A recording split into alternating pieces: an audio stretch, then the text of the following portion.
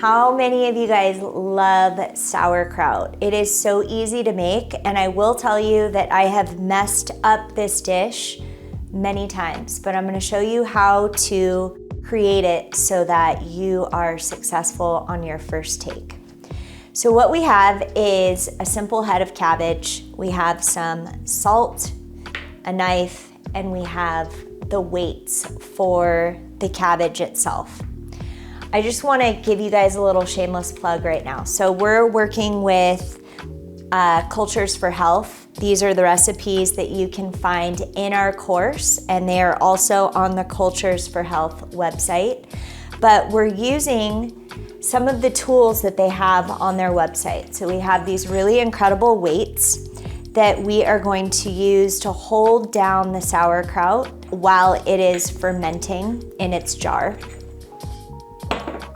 To start, we are going to take some cabbage.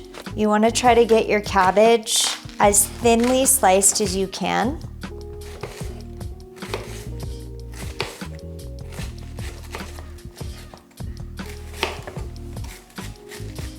Then we are going to add it to our bowl. As you can see here, we're gonna add a couple tablespoons of salt. Please do not use iodized salt. You should always be using either a really nice sea salt, a Celtic sea salt, something that's nice and coarse.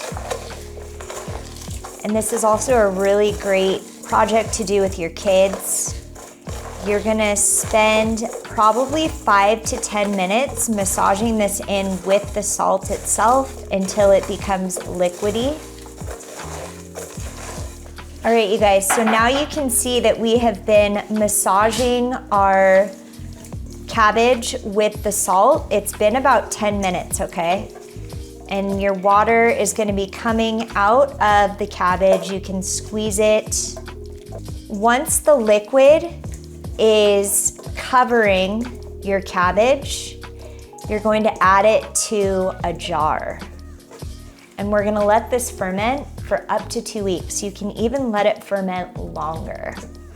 So I am gonna show you what I have already gotten started. I'm using green cabbage. Obviously, I was just showing you our sauerkraut with a purple cabbage. You could use purple, you can use green, doesn't really matter.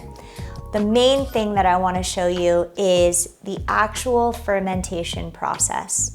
So I'm using a kit, and this is from Cultures for Health, and this jar is called a lacto fermentation jar. We have our sauerkraut. The sauerkraut is covered in its own brine, which is just the brine from the salt water. If you don't have enough brine, you can always add a little bit of water itself, and you're gonna weight it down with a weight just so that the cabbage is completely submerged in the water. That's really important so that it doesn't cause bacterial growth. The kit itself is very basic. So you have a stem that goes into your lid. And what this does is this allows the CO2 to be released while not allowing the bacteria from the outside air to get in.